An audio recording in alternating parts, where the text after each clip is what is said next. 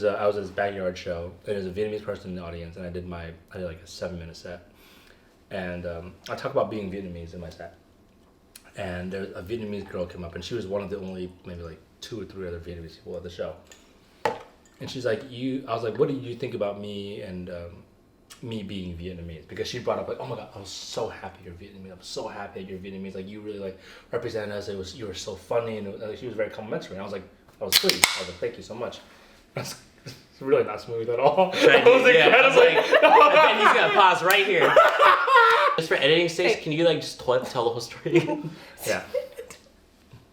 So I was at the show on Friday, actually. What show is it? It was this backyard show called Jamwich. A friend of mine booked me. He's just starting to do comedy. Oh, cool. Were there any like Vietnamese people in the audience?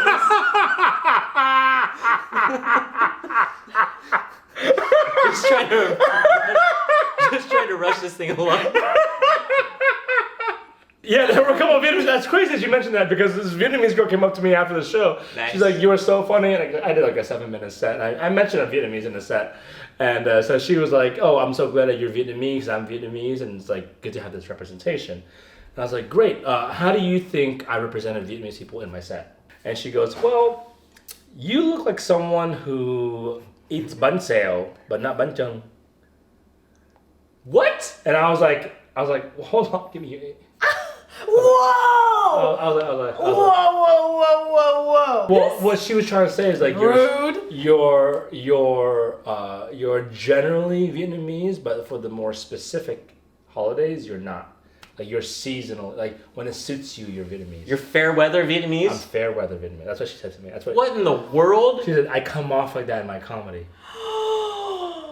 Do you Am think? I a Fairweather Vietnamese? Do you think I am now? You know me, and also, do you think my comedy also displays that? Oh my God! No, and be honest. I'm okay with this.